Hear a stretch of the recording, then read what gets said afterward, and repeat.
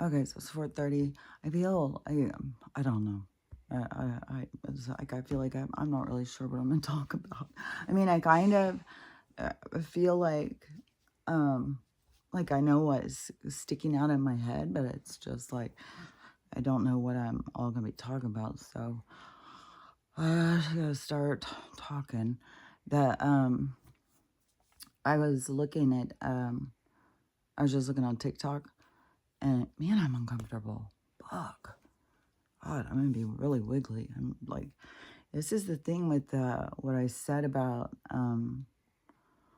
the connective tissue and the inflammation, and when it is like when your body's under attack, and everybody's is different.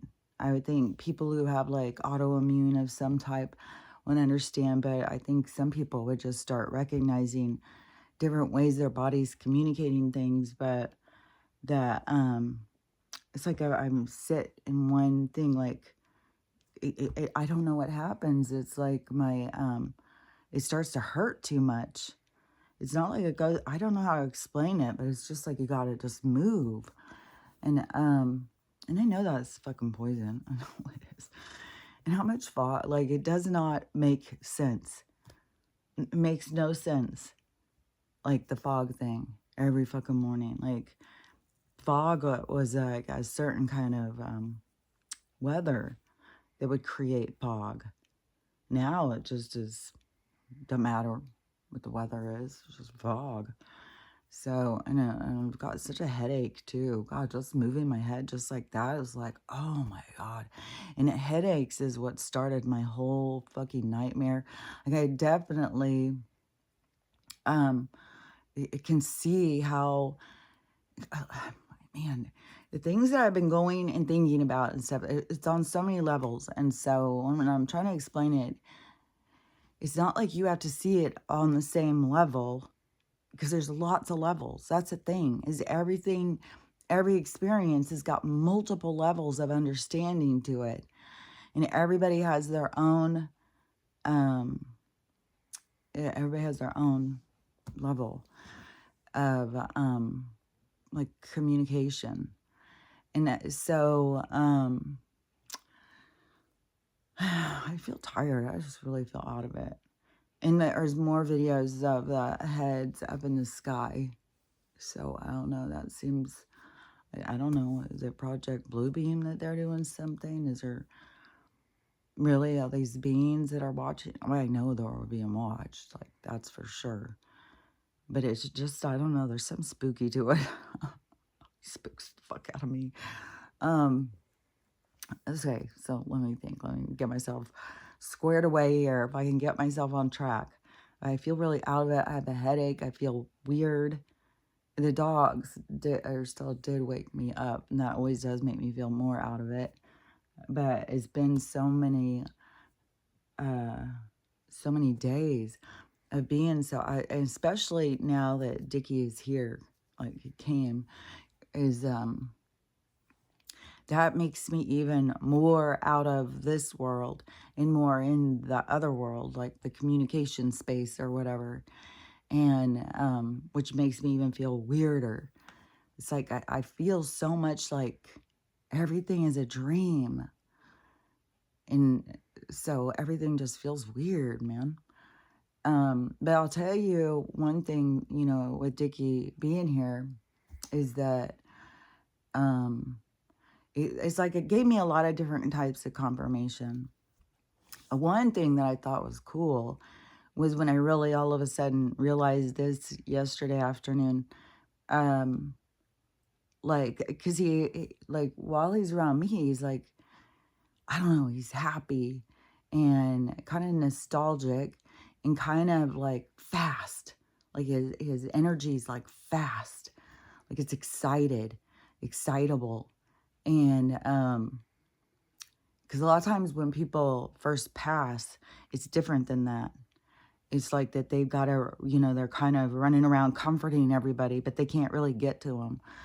And so they're kind of locked off. So it's a lot more of an intensity. And that's why there's like this purgatory space or something. There's a space of letting go.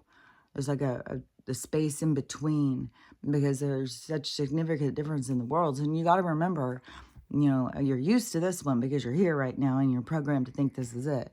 But the other one is your real one. That's the one where you find home. That's the one where you find like, oh, feels so good. And then all these people, with their NDEs are always like, I didn't want to leave. They made me, because it feels good. And then people get over there and they're like, yeah, well, you're going to be leaving your baby. You're going to be leaving your husband.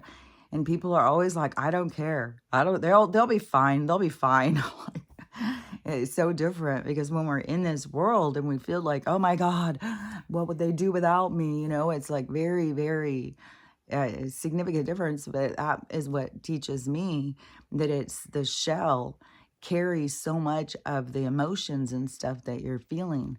Once you are out of this shell, this glove, this spacesuit thing, you don't have the intensities. So obviously we're here to learn how to manage this, to get more in touch with ourselves and less, like more in control of the spacesuit thing.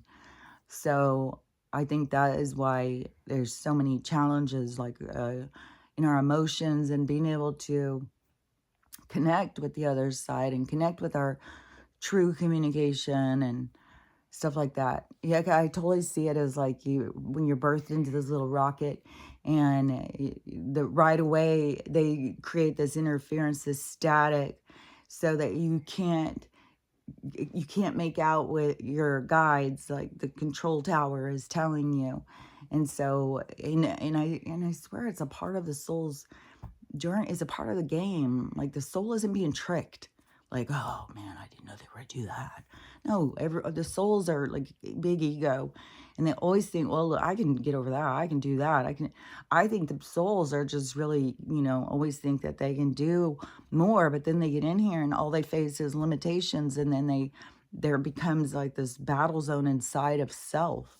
And so and that is where you have value of more of, slow down, take care of yourself, come into touch with yourself, stop being so connected to this three-dimensional artificial world, because that is where you really create conflict in your soul.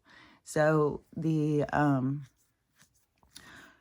so with him being here, and his energy being so different, I was like, it's kind of cool to find out somebody way past all of the people who are in their daily orbit, because that is when, their energy is going around trying to be there for all the people who are in such extreme loss. It's gonna make me cry, because it's so crazy how there's so much loss to having a person leave the game.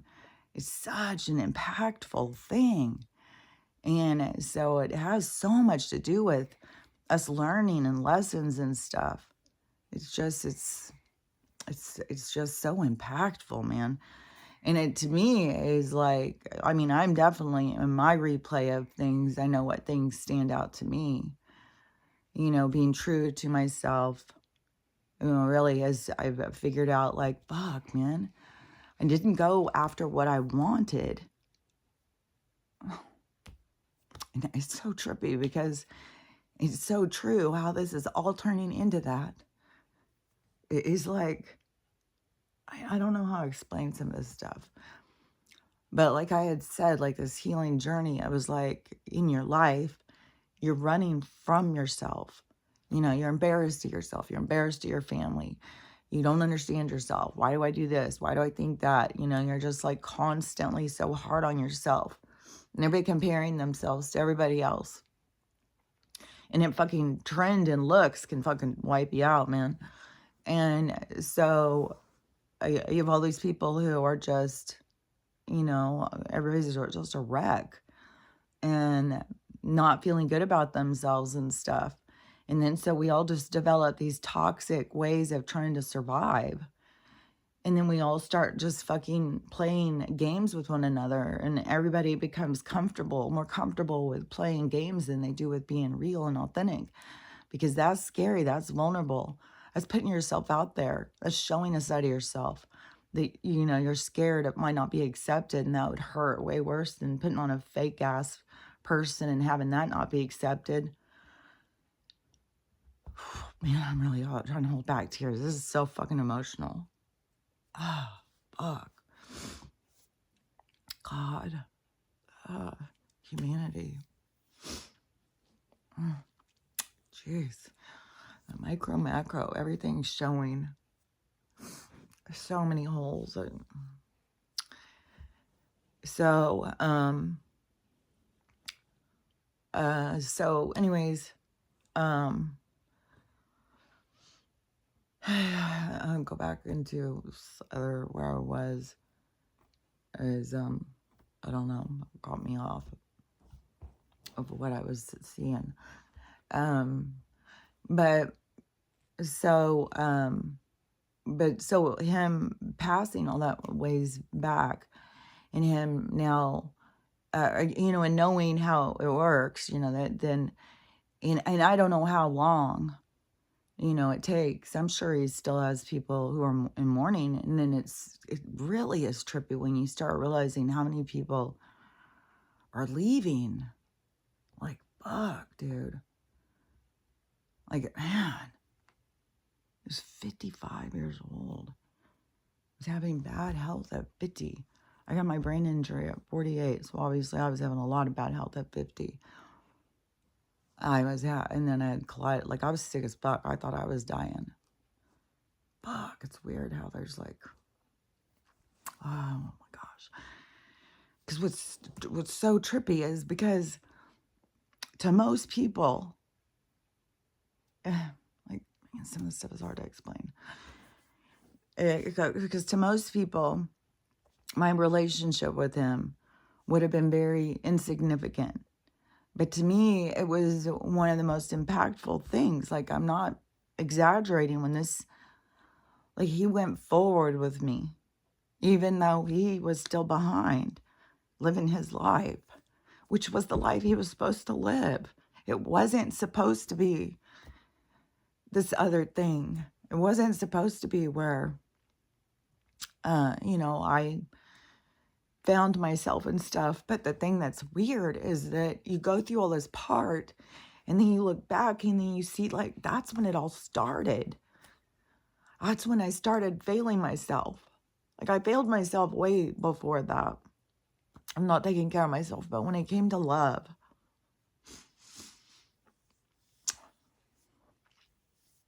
when it came to following your heart, I failed myself. And then I always took who wanted me. But Jane's Addiction keeps coming on all the time to me lately. And then there was that one part when it says, like, she didn't ever know love. She only knew when they wanted her. I was like,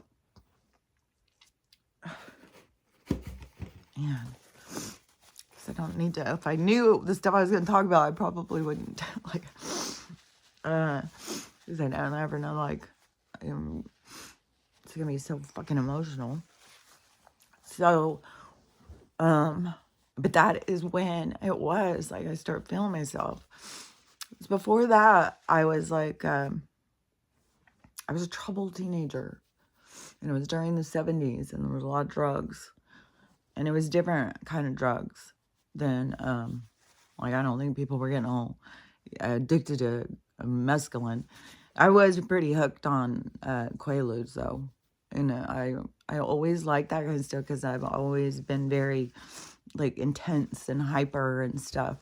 And that stuff would just put me in peace. I was just like, oh, this is what it feels like to be relaxed. Oh, God, it's nice.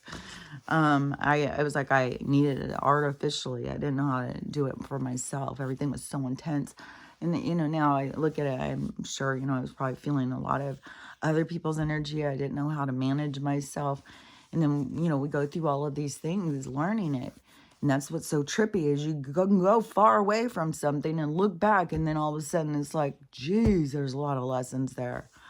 Like, fuck, I was not expecting that. I wasn't expecting any of this stuff. Like, man, It's crazy. Again, I kept seeing people say like this moon was going to bring in all this different stuff and everything. And I kept thinking, oh, I've done so much healing. Nothing's going to bring me down. It's like, and then you are hit with something like you don't see coming at all. And especially, and then plus what's tripping me out too is like I had said, I was like, I was going through time. And I couldn't figure out, like, I kept having all these flashes in the 80s, in the 80s, in the 80s, in the 80s. And sometimes I would watch some 80s movies and stuff. I'd think, like, well, like, I can't even tell you how many times I've watched Valley Girl and stuff, like some of these movies. Pretty in Pink, like, I'll watch them. And it's like, but it was like this 80s thing. It just was, like, holding me. And I didn't know I was going to have to really go back and face myself and see the decisions I made, the things that, I woulda, shoulda, coulda. Not like I was supposed to. What I'm supposed to do is be able to go back and look at it and be able to understand myself. So I have a better view of myself so I can understand myself moving forward. It's like I know how to steer myself. I know, what pulls me. I know what my issues are. It's like there's so much value to having this window of time of an opportunity to spend in reflection, to be able to look back at yourself. And it's, it's hard, it's definitely hard. And like I had said before, it was like really noticing how much of the beginning part is running from yourself. Like you're running from yourself. You're trying to change yourself to be more accepted by different people. And yeah, Crystal, like I was always around men that were a lot older than me and at a young age. And so it was always felt controlled. Like I was always the problem. I was always, like, oh, well, I needed to be different all the time. And that's the way, it was supposed to be. I was supposed to feel those things. I was supposed to have that be a part of me that wanted to burst from the seams, that wanted to be seen, that wanted to be heard, that was tired of trying to be acceptable, because at a certain point when you're in these relationships with people who are older than you, it does take on a parental thing. And the guy who I was with, who I was so much older than him, and, and he wanted to commit suicide and stuff all the time. I think that, he probably just felt, like I was constantly shaming him or whatever. I mean, I'm not saying that every single person has to be in a relationship with people because you can fall in love. It's about the love. It's all about the love. And then it's about what you learn from each other. So, and it's in all different ranges and stages of development, we're all at different places. And so in the, with Dickie being here and stuff, and it's very, I really enjoy it. I wish it was more in the physical where we could, like, I would just love to hug him, And it's crazy because I was thinking, when I was looking for him online and I thought, okay, well, if I find him, I'll message him. I'll be like, hey, how's it going? You remember me? And, yes, like I impacted him, like he impacted me. And I've seen how I impacted him. Like I said, it's like this life review where you see yourself in a different way. And so, that was his lessons and stuff. And I had my own. And it's trippy because it's like, I don't know how to explain some of those, like, because you come with this soul group and you come with, it's like opportunities. It's like forks in the road. It's like opportunities of choice. And it's not like you're going to make a different choice or the wrong choice. You're going to make the choice you make. It's like it's written in the stars. There's nothing you can do about it. You're going to make the choice that you make. And then there's consequences to every choice that you make. And then so you get to understand the consequences. So you, the player, gets to learn from the consequences. But the universe, the watchers, they get to learn from watching how things play out. Like they get to learn more of the stuff, but see, we get to learn how things feel and, you know, by our choices and stuff. It's very impactful what we go through. And, but it's when we use it. Yeah, it's like having a Swiss Army knife and never using it. Like you got to use these skills of reflection and healing and stuff. And it's the expansion of self.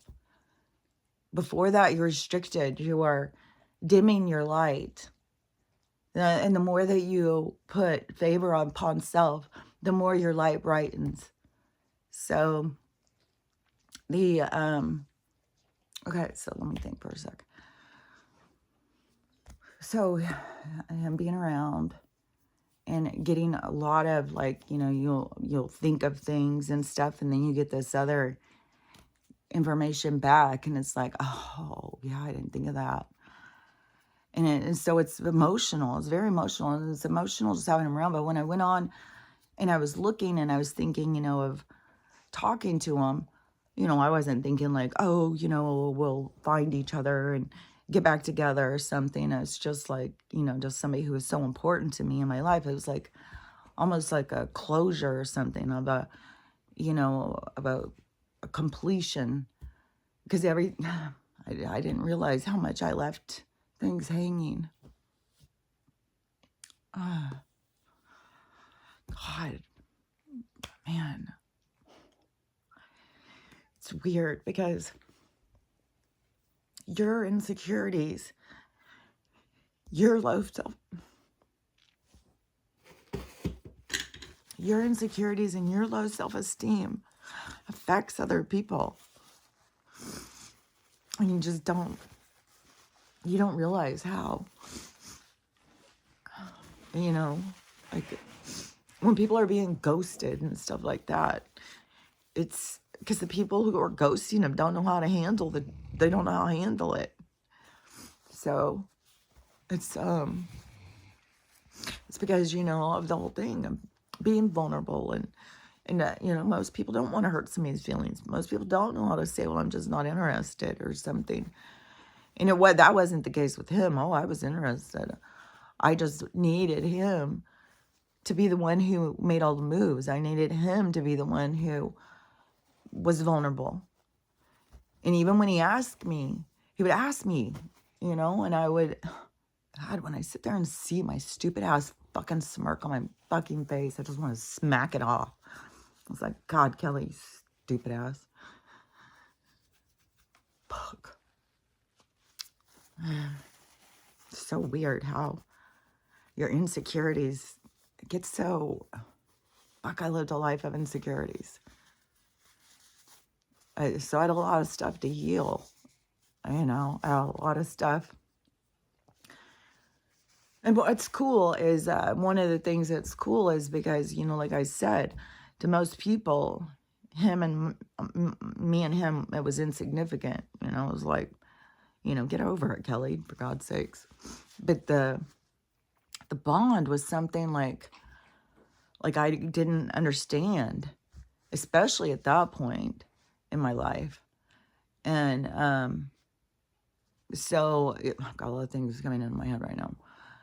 Sometimes when I like look over like that when I'm talking, is because there's more stuff coming, and that will get me distracted too, because that's when I'm asking questions in there. But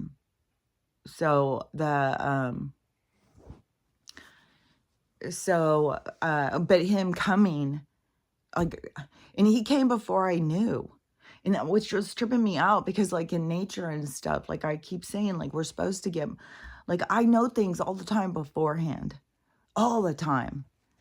In the plant study, how the plants knew what was going to happen. So his soul knew, almost like he knew what was about to happen for me, and he was a part of it. He was always a part of it. He was always going to be a part of it.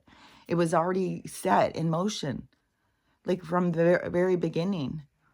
Like our soul group, when we came down, the part that him and I played for each other was so impactful that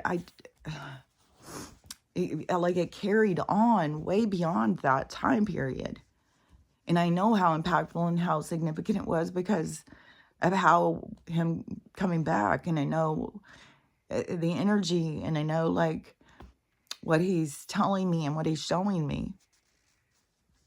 And then when it really fucking blows my mind is this fucking crossover with the, you know, like I was saying, it's like my first and my last. It's like he's here too. I don't know. Like things that got to play out more or something like, but it's tripping me the fuck out on some of this stuff.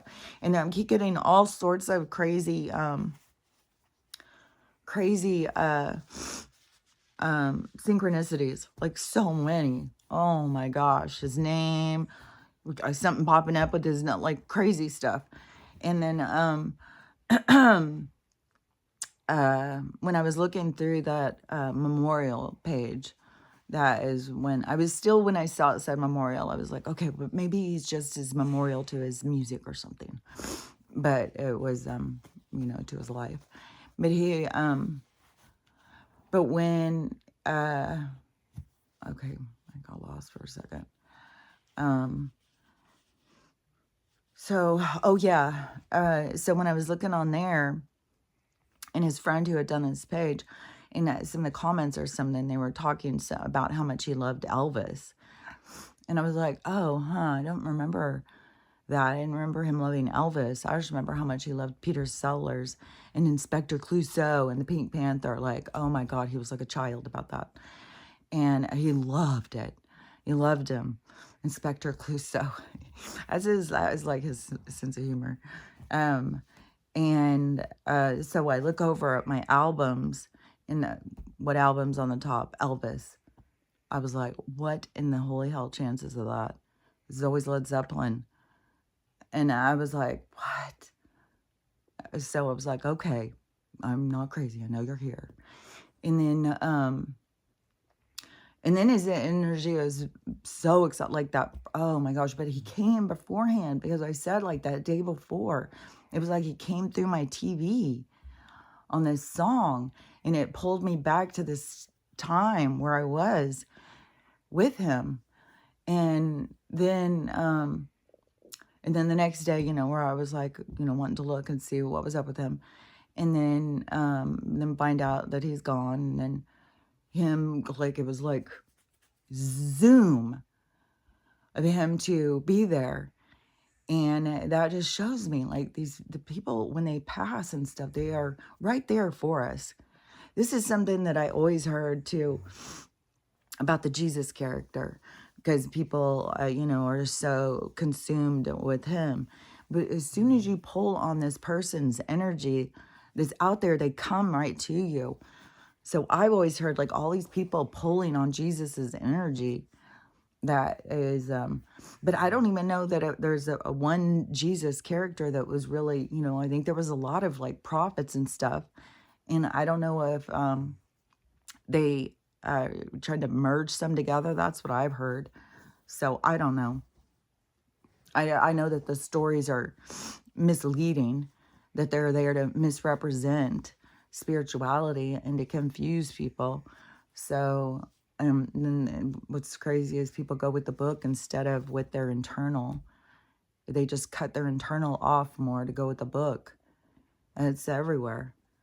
But so him rushing in and being here like with me so much. And then it was trippy because Rob has been saying, you know, like he wants to have a nickname for me. And I don't know, he started this a couple weeks ago, I think. And he's been like thinking about some different nicknames and stuff, because it's like my rapid fire in the morning, like get on and just start talking about a bunch of crazy shit. And so he wanted a nickname for me.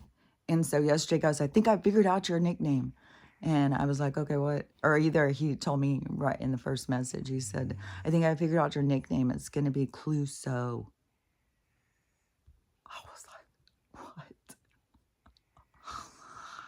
Oh, okay.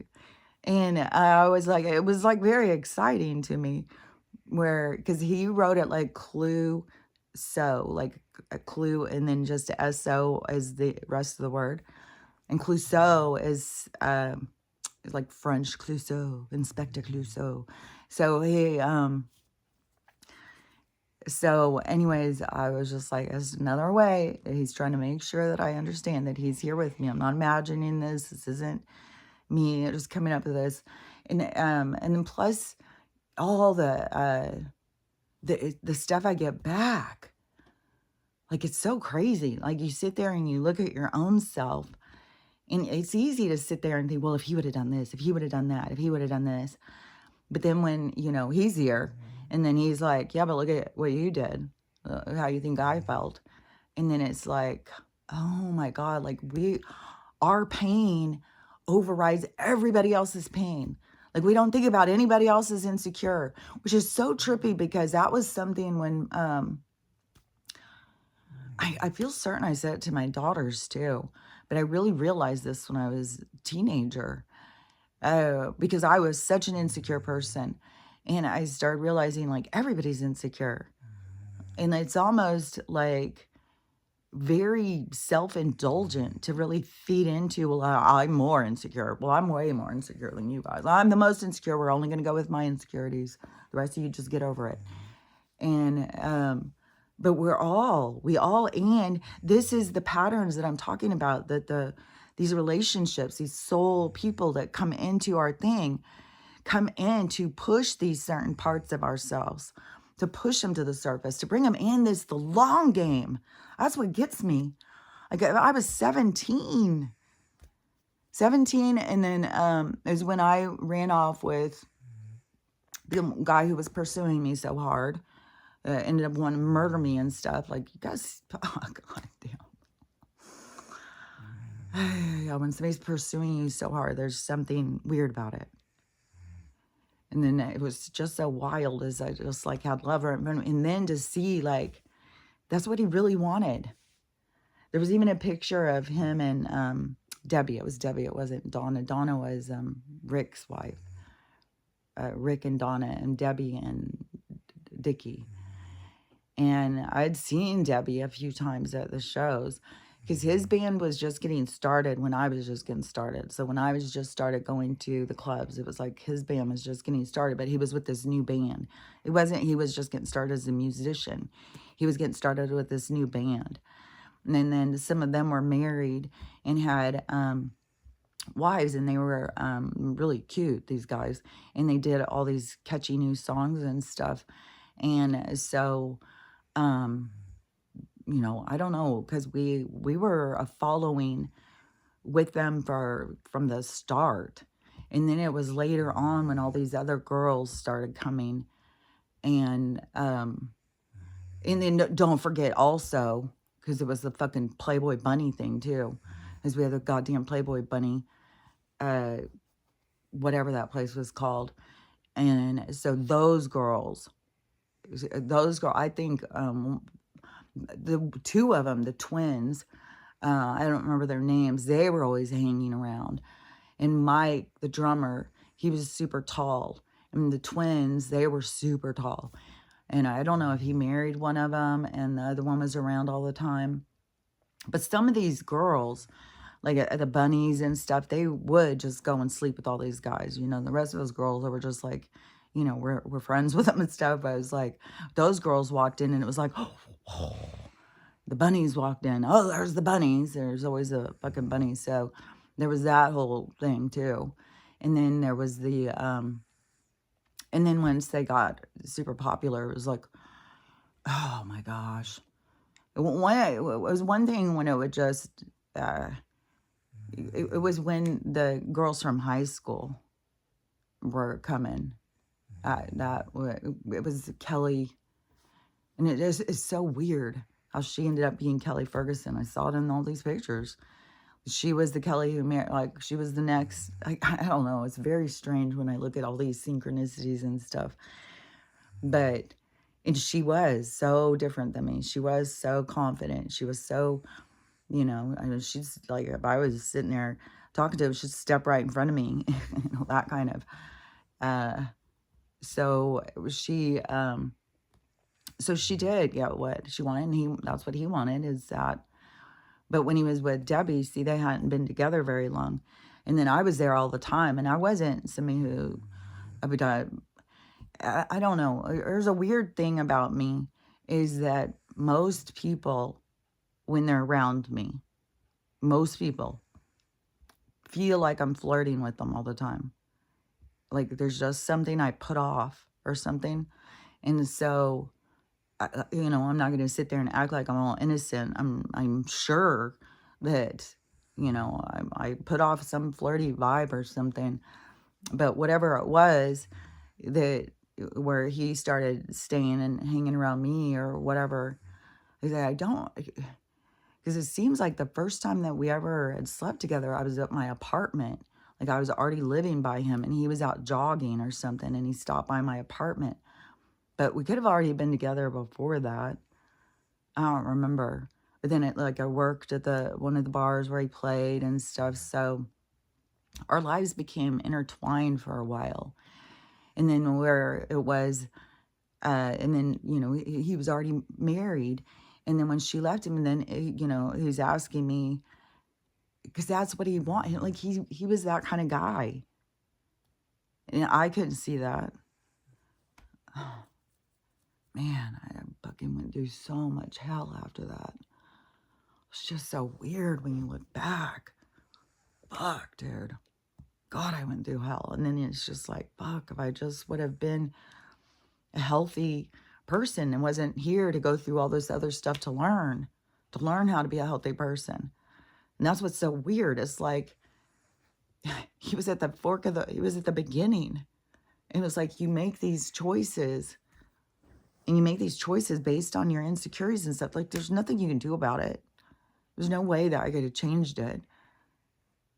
But that him and I are still so tied together, even though our years together was so far back, that it was a significant, it was like almost like a soul agreement that him and I both had.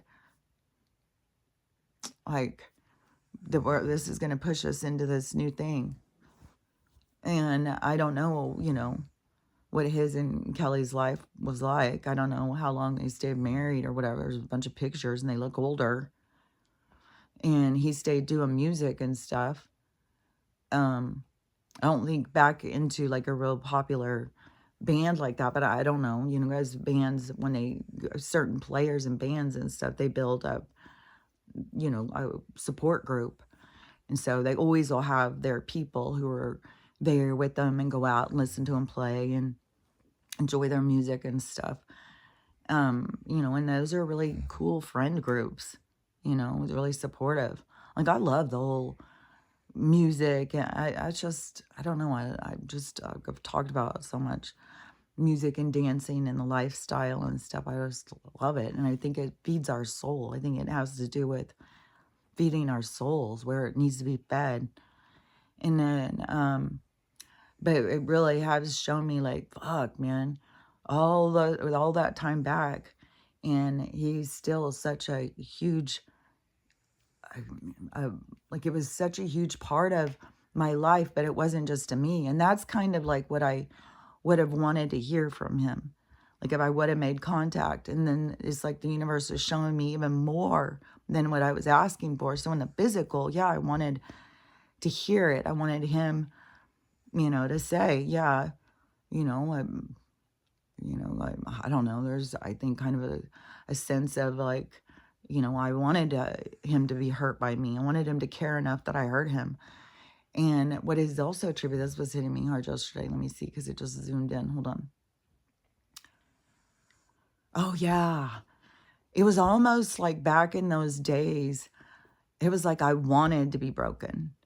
I wanted to be broken. And I feel like there's a lot of us who want to be broken. I feel like that's even a part of like the health and the diagnosis, is we want somebody to notice.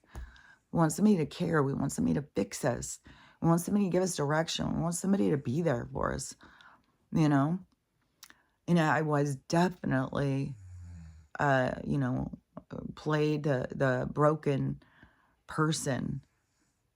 You know, even in relationships, I think that's probably one of the things why I was with these older people, you know, or is this thing about this, I don't know, not just a daddy thing, but somebody to be there and rescue you and stuff. So his name is seriously going across my TV right now.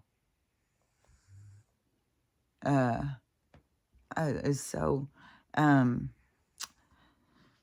so the, that just threw me. Hold on. Uh, okay. I don't know. This whole, yeah, it's just, there's like so much weird stuff about the whole thing of really understanding more about like the soul group and how we are so scattered throughout different parts of our life, and that we all still are so connected, and that your soul group is there with you. And as soon as you, and it's like they know what you need before you need it. That's the other thing too. Like he was here before. And then the more that I was like feeling him leaving here, but it's trippy because he had left here so long ago, and it trips me out that it was in '09. Like, what a fucking significant, and the whole thing out, that was the end of that Kelly. Like, that Kelly never came out of the hospital. It was like a whole different Kelly came out. It was like she was more broken. It was like the universe was like, well, you're not fixing yourself, so we're just going to break you some more. But that's how it works, is when you're going in the wrong direction. But it's not like you're going in the wrong direction wrongfully. You're always going in the wrong direction because you're supposed to be in that direction, because everything is already set up for you. It's already like known when you're going to be in the right direction. So even when you're in the wrong direction and you keep going in the wrong direction, you're supposed to be in that direction. That is a part of your lessons. That is a part of the stuff that you're here to learn and to understand about yourself. So it's not like you're in the wrong place and that you should have hurried and you should have done it this way and you should have done it that way or any of that stuff. It's the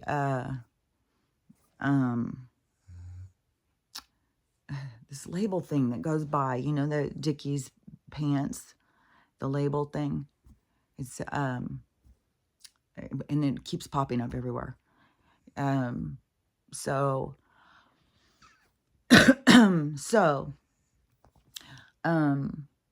let me think. So it's cool that to find out somebody has passed well after everybody else, so that they have a lot of time to focus on you. I do like that part. You know, he doesn't have a lot of, and then plus, you know, he's got a lot of his people already over there with him. And that is something that is trippy too. That's what gets me on where people like with the NPCs and stuff, because, and these patterns, it's like in the soul group, you know, like our pattern of connection, but then see how his, like we all have this other pattern coming from us. Like there's all these patterns. That's why I keep trying to say, and all these fucking patterns make up a bigger pattern. That's why it's micro, macro. That's why it's so foolish, these people with their NPC theory and stuff, that some people don't matter.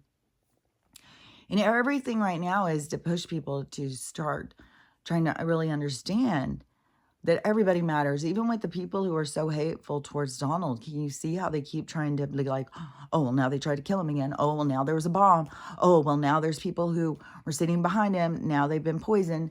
So you've got all of these things, and you still have, like, I'm weirded out by some of these people. Like, fuck, what is it like living inside of you? What do you think? What do you look at? Like, there was one video I saw yesterday where some of this stuff, like, you think, like, this has gotta be satire. This can't be real, man. And then you go in the comments and it's fucking real. Their conversations and shit. This lady, of course, is a, severe TDS. So many of these people.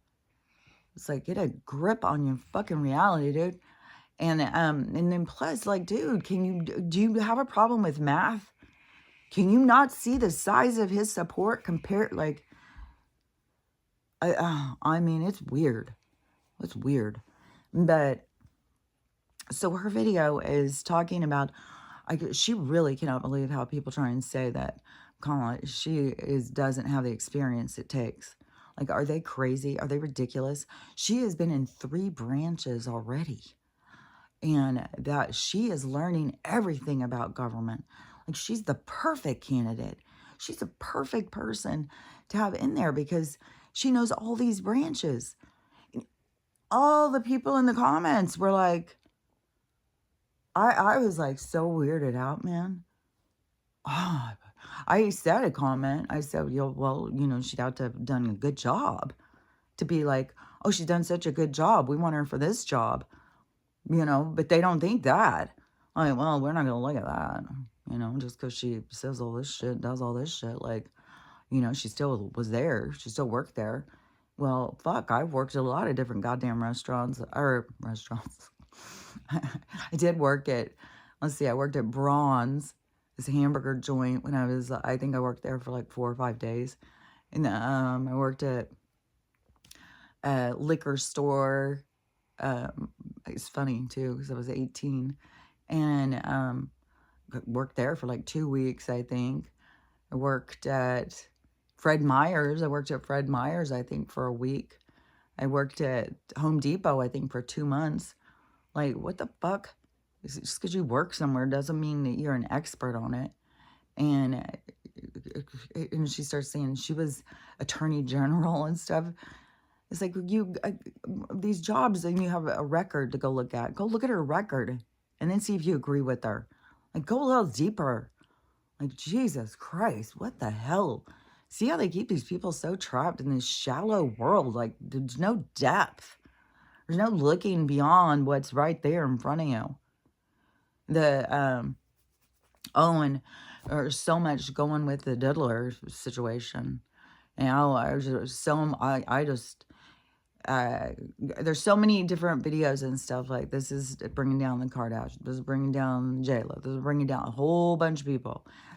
It's also creepy too, is I just saw a video and so, Ben seems to be playing some role. Like, I don't know what the fuck is with this fella. Like I said, I don't know if he's he has got such addictive problems that he gets himself in trouble and then he's just kind of their puppet to get out of their problems or something. That's what it seems like to me.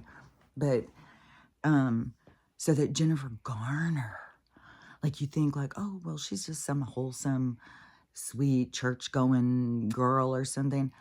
Oh, I guess she's some sort of a plant. Like, she's MK Ultra from the very beginning. She's like deep in this stuff. And it was talking about, like, look at her roles and stuff. She's like a CIA operative or something. Like, she's like, a super soldier of the MK Ultra. Another person they pulled up was Angelina Jolie. Some of these people whose family who's had them in this, that they've been in this world since they were kids, that that their minds are all broken and they're just are there for, it's no longer that they are there for themselves. They're there for the entity to grow, to be successful, to be hidden, to be either they're like the protectors, the handlers of. I'm not going to say the handlers of the truth. They're the cock blockers. The cock blockers of the truth. They're the ones that are like, you have the shadows over here, the shadow people who are running things. And then you have all of the people that they put in front of us to distract us.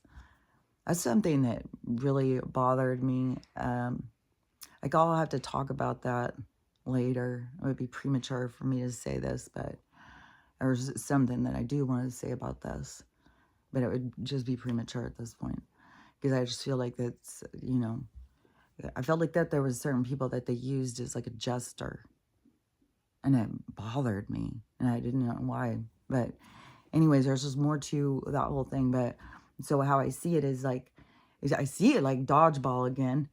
Like here we are, all the people, you know, we just want to play and have fun. You know, we're here to have some fun, aren't we? And that, so all the people over here, then you have the shadow people. There's the dark, they're really eerie looking. Almost like they just blend into the darkness, except for their creepy ass eyes and teeth. They're gnashing teeth. And so but they're just, yeah, because they're always watching us and eating us. Ugh. So they're us in the shadows, but what they use so that we don't see them is that, like all the Jennifer Garners and stuff, they use all of all these people in front of them. And so those people in front of them are the entertainment to get us not to notice who's behind them. Look over here, look over there, look over there. And so those people that are there in that lineup, some of them are so broken and mind controlled that they don't even, I don't know, they don't question it. It's just as what they are and who they are. They're like robotic. It's weird how everything is about this AI and this total control of one's energy. And one's energy is beyond just keeping us running on a hamster wheel all day. It's our minds. And that is what is so much about this mind control. That's why so much of this stuff that's coming to the surface right now about the subliminal and stuff, it all is to really get people to think. There's so much, everything. I'm like, fuck. All the stuff with Haiti, what did I say? Now, this is just led straight into Clinton, voodoo, all the stuff that has been going on, and, you know, the consumption of, there's like all this stuff that comes up is like a lead in. Like I said, it's like these things pop up like that game, but underneath it's all connected. And right now it's showing like this other billionaire over here in Washington was just found deceased. And you have all of these people who are stepping down, going dead. This is a big shuffling of, and it is kind of like the drama to get your attention. And there's little leaks, but it's going to lead to so much more. Like, there's stuff coming out right now, like McDonald's is losing money and stuff like that.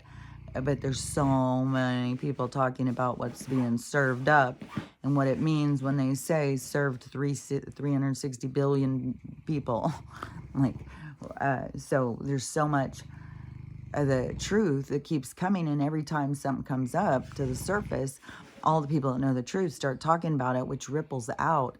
But there's going to be still this explosive part because there's so many. It's just like the people just don't see how it's all connected. Like, this is how bad things were or are. And then you have these people, these shady, snaky kind of people. But it was always going to be this way.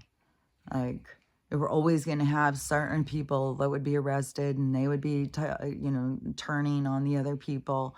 But this is like the play out of it. It was already went down in a different way. Like, like if the dealer was arrested, whatever, how many years ago. Now there's people saying, I think that The Apprentice was all a show just to get some of these people on there. Because they got a lot of people on that show. And then it showed, you remember how all the time there was like, as I used to watch that show, is that he would have like these contests. And so your group, if you won the contest, then you got to give money to your, whoever you support, these different groups. All these different groups are a part of this laundry thing. And I have seen other people saying, remember when I had said about, I don't think that all these rich people, like the celebrities and stuff, where they say, oh, they're worth 150 million and stuff like that. They get this money, they get that money, all that. There's a whole bunch of shuffling and laundering that goes on with said money. It's all a show. And like I had said, because I've heard now people saying this, and this is what I said, this is what I saw, is that it is like they're given certain things.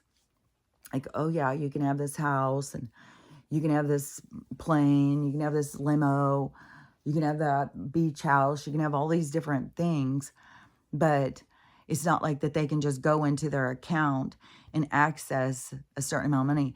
And they can only get these things when they're playing the game. They get cut off.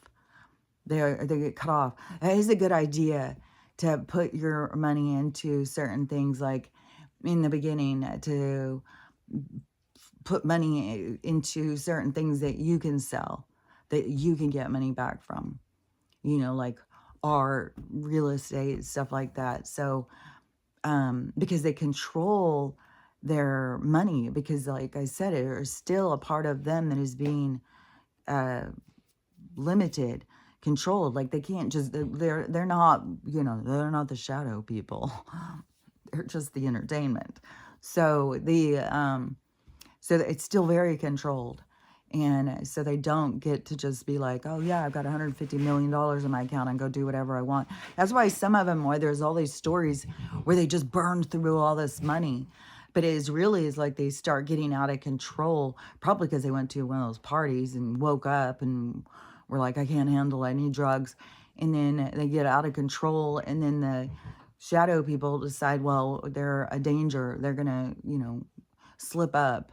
And then all of a sudden, all the media is like, they're on drugs, they're crazy, and they start losing everything and all that stuff. It's all a fucking game. It's when they break these people. It's when the people can't handle it anymore.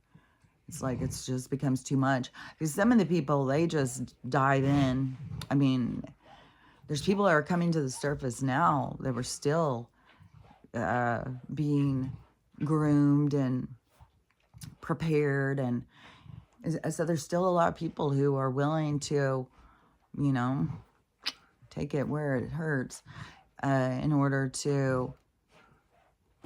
It's weird, because I still I can't figure out what it is about fame, just fame, that draws people.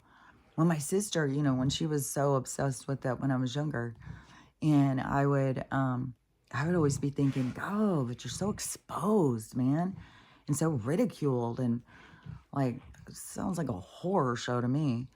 And then I can understand though, if you were, these people aren't saying their own words. It's not like they want to be heard for their own words. They want to be seen for being fake or something. It's very strange, really. But it's like an ego thing. It's lessons. They're all lessons. Everything is about the lessons, but there definitely has been this strong pull for people to do anything it takes for money and fame. They'll just do anything to me for it. And now Justin, he's like, the humility that he's got to be feeling. But I mean, he was very young. But still, even when you're very young, you're making your own choices. I've been reliving that. I relive, you still make choices. And those are the things you can't get away from. No matter what, there's not going to be anybody that Justin will be able to blame it on. He's going to have to face his own darkness, what he was willing to do for what he wanted. And all the different people involved. And some people, they woke up and it was done to them. And, but then there was still man, it's so complex, because there was people who would go and try and tell and get nowhere. So it was kind of like you woke up and that happened. It's kind of like, what the fuck are you going to do now? There's nobody to tell. There's nobody to protect you. It was just on all different levels. Like I said, there was all the different things had to play out. Every opportunity, everything had to play out. So every different person was playing all different roles for these different things to play out. So, but there's definitely, going to be a huge thing about that. about priorities and stuff. And there's going to be a lot of shame what these people were willing to do for money and fame and stuff. And even the people like, you know, the ones who were getting the films and using them to, you know, have money, that to be so low, to be so skeezy, to hurt so many people, that's bad karma, to hurt so many people, that is, they've got to face all that stuff. Like, this is where I keep saying there's so much stuff that has to be faced, and it's hard, fuck, man. I mean, you know, I'm sitting here facing stuff, and I wouldn't speak my truth. That's why I've said how important this has been for me on my throat chakra, and this whole thing goes together for me from the beginning. Like, when I see myself at that fork in the road, here I am with this guy who, you know, was the perfect guy. And you know, I couldn't put myself out there. I couldn't be vulnerable. I had to be protected. I had to, you know, I was so scared of rejection. Like, I would read into it, you know, why is he asking me? You know, just like what I said, like when he told me I was so attractive, that I thought that that was like he was trying to be a nice way of telling me that you're just not that pretty, girl. And I wasn't even thinking about, like, that it's the magnetism. It's the soul attraction. The attraction is the soul connection pulling towards the other soul. And it was so strong. Like, it was so hard to ever leave him. And then the way that I did, and then I'm sure that that is who called that night. And I don't know, he was on my mind the whole fucking day at the wedding. Man, I swear to God. And then when I look at myself, it's like, you know, I wanted that money. I wanted to go back to Europe. I had such a drive back then. I just wanted to experience everything. I wanted to try it all. I wanted to do it all. We have limited time here. We got to have fun, fun, fun. And I don't know. I didn't take love seriously, I guess. Because then when I got married, I didn't think that that mattered. I thought, well, you know, I mean, he's nice. And we're friends. I thought we were friends. And then, but it was really, you know, when I'm honest with myself, it's because he pursued me so hard. And I wanted the money. I wanted to go. And I didn't take marriage seriously. I didn't take any of these people seriously. My heart was already taken by somebody else. My heart was safe and sound back there with Dickie. There was nobody else who was going to have my heart moving forward. The only person who had gotten close was Paul. And the only reason I even know that he did was because of how much it hurt when he left. But it was the first time when I had had somebody leave me, where I wasn't the person who left them. And so I kept thinking, well, this is what it feels like when somebody leaves you. I got to remember this. This is horrible. And so I think it was about that. But I don't think anybody ever had my heart past Dickie. Like, he had it from the start. And every single person, I would always compare them to him. And my heart was still back there with him. And I could hear myself saying things to certain people and stuff. And it's like, but then, you know, I can see myself then as like, well, you know, that's where you get to see, like, you were also abusive to these other people. Like, I wasn't all in. I was there for what I could get. I thought I was getting protection. I thought I was getting somebody to take care of me. And I got the opposite of that. Because I was willing to settle, because I was you know, so it was just all these things like you go back over, and then it all leads in together to get you to this point of healing where you have to go back over it all and see yourself and face it. But it's so cleansing. It's so detoxifying. And I don't know, it's been really super emotional. Like, it's been super draining. And then plus, like I said, I feel even less connected to this world, and more in this other, uh, what with him, talking to him, and music, that's fun. Playing music. He was, like, talking through the songs yesterday. So anyways, but those are all things, like, it sound crazy to people until they start experiencing it. You got to open your mind to the experience before you can experience anything. Because as long as you keep your mind closed and you don't have it open to the spiritual side of life, then you are closed off to what life really is, really. So, and so there's like a lot of shit going on now. There's this whole fucking thing. Everybody freaking about the 2 moons and stuff. More videos I've seen of, all of a sudden people are looking at the clouds, and there's not just faces, there's cities, there's people walking through the clouds, there's all sorts of shit going on. But that's why I keep saying this is all realms and stuff. You got to think these things that are going in and out of view, it's like our vibration is pulling us in, and then it's like, and then people get scared and pull back, and people get scared, they're all scared of this stuff. But we are of this stuff. There's nothing to be scared of, there's nothing to fear. This is our real life is beginning to show. Our real world is all around us. And it is like, I'm still scrolling. It's like if you had like a giant cliff or something, and then at the bottom is all this low vibration, and then at the top is a higher vibration. Then it's like, up in the top higher vibration, it isn't just like it all has to be touching like this one big link. No, it's all over the place. Like, there's worlds all around us, there's realities happening all around us. It's just, it's not as three-dimensional as what people think. Like, this three-dimensional thing is seriously is like when you watch a three-dimensional movie, and it makes it feel more like you're at the movie, or more like you're in the experience.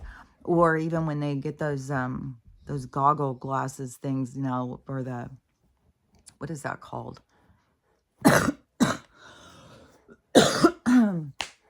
Like the meta or whatever, but is it kind of like a what is that? A ghost artificial world, but it's virtual. This virtual world that the people put those on so that they feel like they're in that world. That's what this world is. This world is that.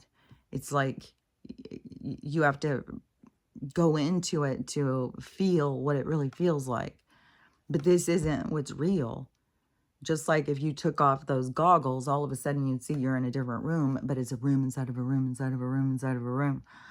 Because even in this room that I'm sitting right here, this isn't my real life. And even though my real life is right here next to me, especially like lately, you have like spirits coming in, hanging out with you and stuff, then that is where, that our real life is so much more like, that's our real life. And so, I don't know. That is a lot more, I like that world better. But this world has great value. Like what I was always wanting when I was younger, fun and experience. But this world has just been so dark. And this world has all been about us learning. But now everything's going to switch it up. So it's like, that's where you got to go with the flow, because everything's about to change. And so all of the things that have been aren't going to be anymore.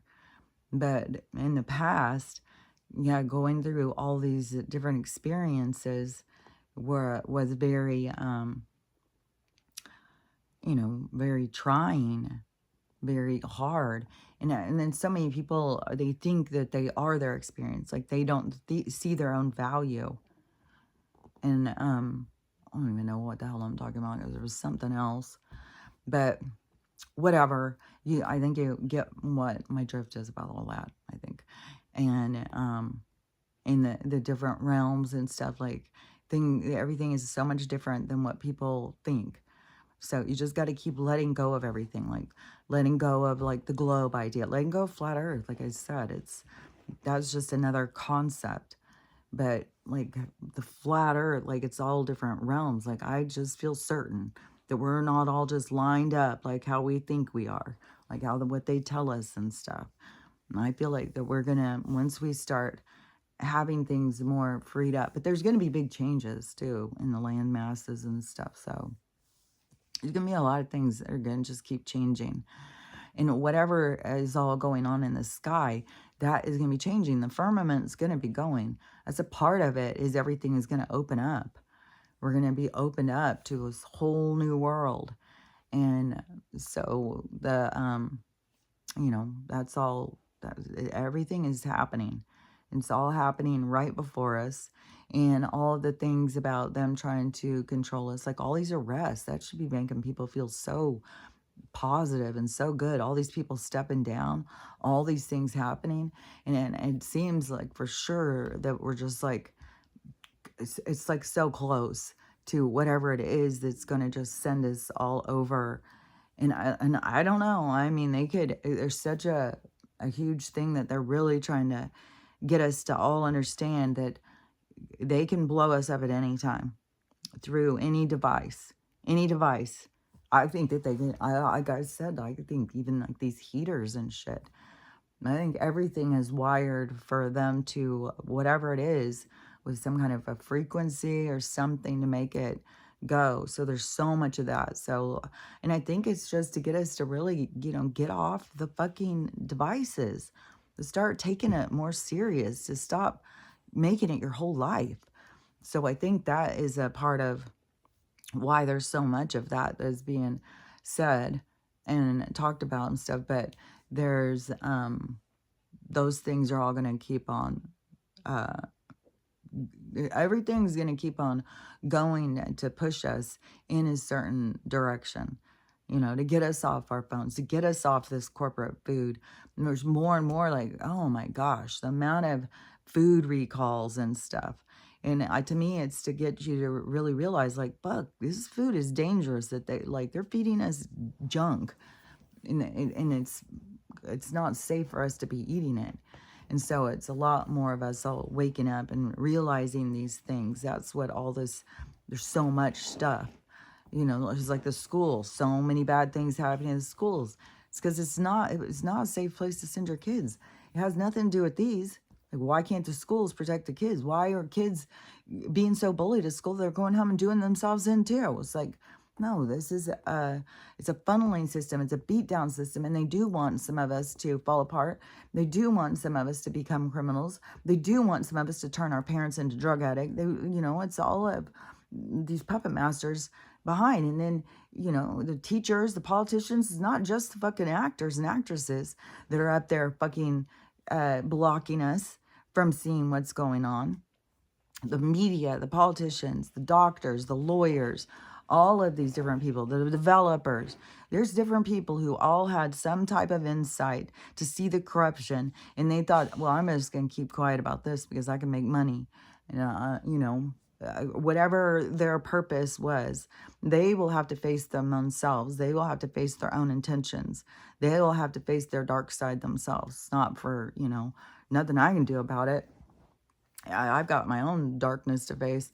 Luckily, mine is, not, I don't know. I think that there's a lot of things that people have done to each other that are a lot more painful to facing yourself.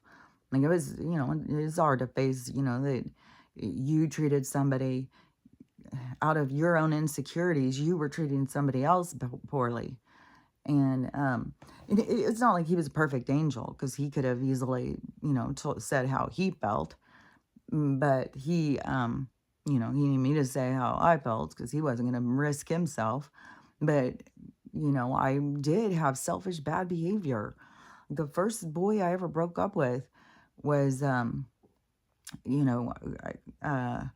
when I was 15, and I was sneaking out of the house all the time. And like I said, Kayla was always bringing all these guys around.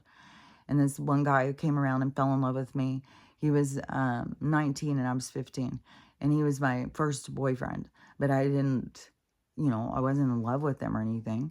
And then he wanted to marry me. And I swear to God, my family was all excited about it. He got me an engagement ring when I was 16. He started working for my dad's company. And, it was like just a part of our thing all the time. And and I knew I didn't love him. And I wasn't even really realizing, 16. I mean, because just, it was just 17 all of a sudden. I had a lot of other stuff going. In between there, too, there was Kenny, who, that whole situation. But when, with Perry, though, I had, I don't know, I wanted to break up. I didn't want to get married to him. And then, and I was 16, I went to the gas station, and this guy who worked at the gas station, because back then, when you went to the gas station, the guys worked there. They came out, they did your car. You didn't get out and do that. Like, I remember when all that changed, that was like, some people were so against that. But anyways, yeah, it used to be that the gas station attendants would come out, talk to you, look at your car, put gas in, clean your windows. And, it was a whole experience to go to the gas station. It was a different kind of experience than it is now. Now I think it's like a little weird. But back then, and so this guy who worked there, he was young. I think he was older than Perry, though. But he started flirting with me, and he wanted to take me out. And so I decided I needed to go break up with Perry.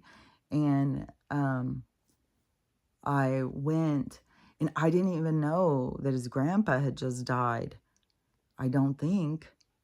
I just go over there and just like knock on his door or something and break up with him so I could go out with this other guy. I broke his heart when his grandpa had died. Then I was even so fucking evil that my engagement ring, I went and took it down and had it made into an earring. And then I went and like threw that up in his face. God, I was such a, like, those are the kind of shit ass things that I did. Like, why would you be so shitty, Kelly? Like, why would you try and be mean like that?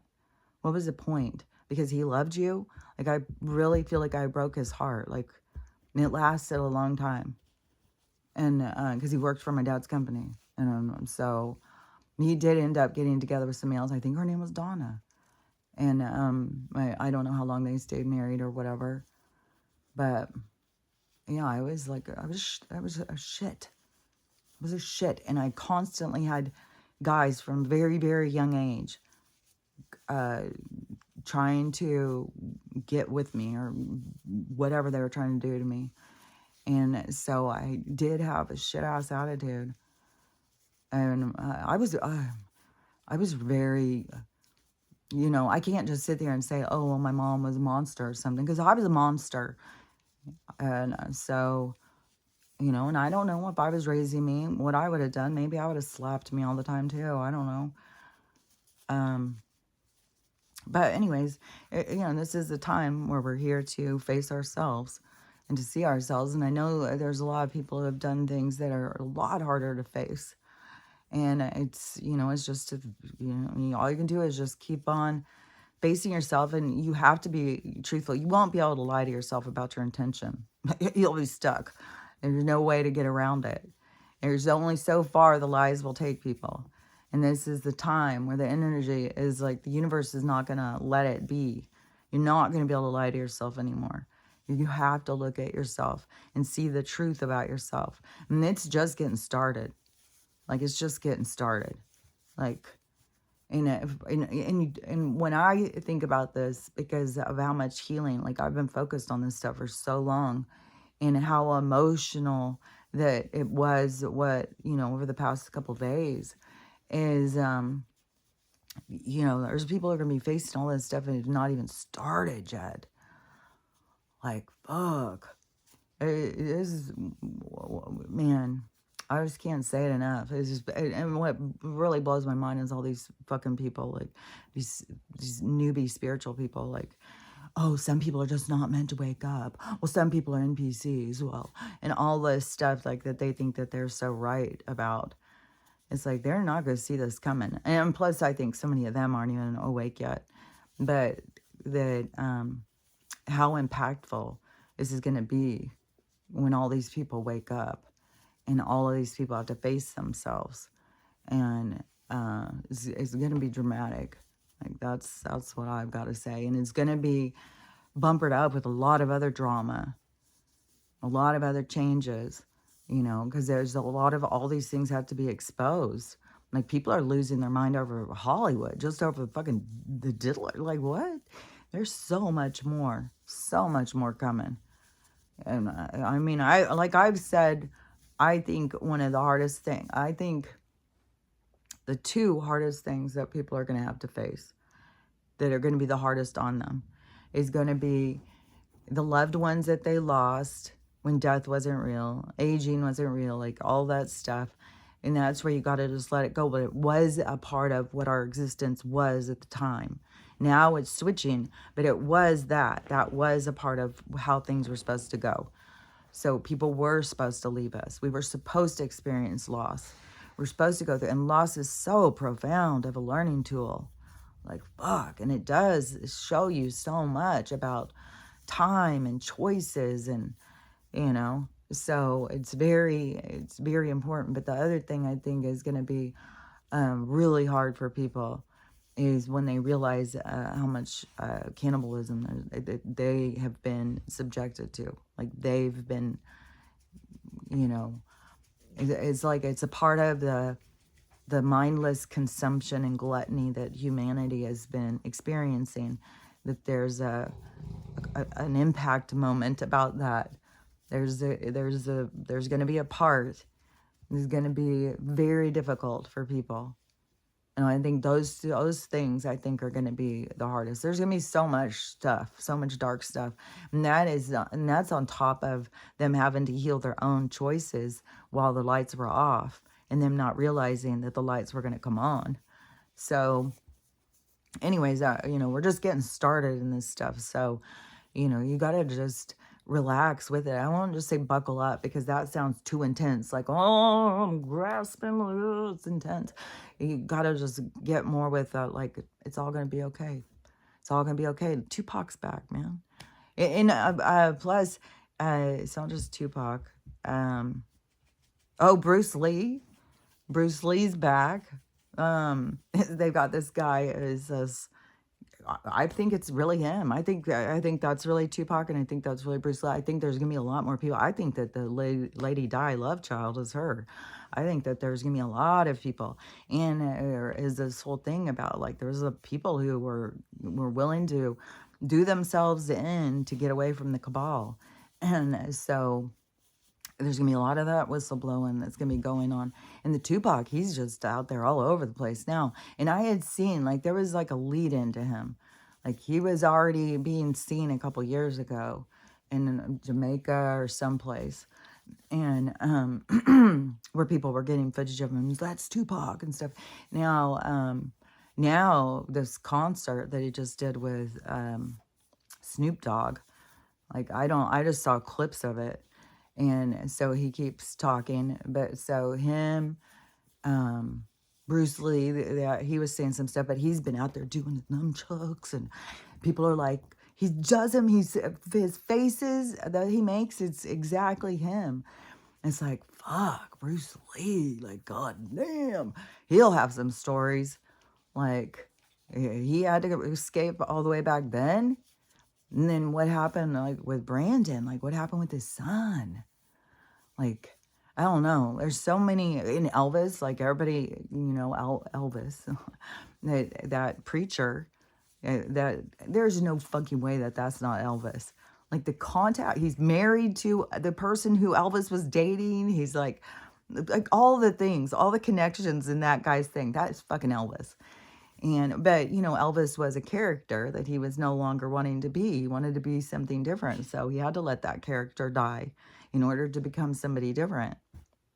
And it's kind of cool though, because Tupac's going back to being Tupac, and but he's like deep, you know. That's what's going to be cool is the people who are going to be more coming to the surface. We're not going to have this entertainment anymore trying to block us from seeing the shadow people. Instead, it's going to be more depth. There's going to be the people who are going to be speaking more, going to be more about the depth of like, you know, your soul and what does it all mean and what are you doing and stuff. Like that's what's going to be cool, because that's what's been blocked, and that's what feeds our soul is you know, that depth, in the depth to understanding. So that's where is going to start going, is it's going to go into this very beautiful, deeper time of life. So anyways, but you know, we're just getting started in this. This is just where everything's being exposed to us to show us, like, you know, we've been trapped. We're trapped lab rats. We've been held and controlled for way too long. So, you know, this is the lab is blowing up. This is the lab is, everything's going topsy-turvy. And we are all getting to leave and go out, and, you know, and then it's going to be where we get to decide, what do we want to experience? What are we here to experience? And there's going to be a lot about love. I'll tell you, there's going to be a lot about love, because the love is going to have big changes. And if you're in a relationship and you love this person and you're just like, well, I don't want my relationship to change. And, you know, we were, you know, we filled each other's gaps or whatever. And you just got to start being like, well, I've got to become a whole person, and he has to become a whole person. So we'll become whole people together. And, is, you know, just work on becoming whole. It doesn't mean you're that's the part where the relationships start breaking apart. There was no foundation. There was nothing to hold on to. And everybody's going to be going towards this state of independence, of becoming your whole version of self. So just work on that. Don't feel like, well, I have to end my relationship, or my relationship's going to end, or anything. It's going to be all different things are going to play out, everything. So just work on you and allow this other person to work on themselves. Don't try and control them and force them and make them stay on your path and get them to do like how you're doing it. Let them, you know, that's the thing about true love, is letting the person truly find their way. It's their path, and, you know, that's where we have to, you know, let go. Let go and let God. Let them find their own way. We all have a path that we're born onto. We all have a place on that ride. It's just that we all try and, you know, change it up. We all try and, you know, well, I'd rather be riding from there. I don't want this one. I want that one. You know, and it's where we have to find peace, is knowing that these decisions were made before you came here, and you came here because there's some really good lessons. You have some really good opportunities, some really cool people to meet along your path. They're going to teach you who you are, and you may not see it coming for a long time, a very long time. So anyways, just remember what you're doing here, learning how to love yourself, love everyone, and how to have a loving day, because it's totally up to you. So I'll talk to you later. Bye.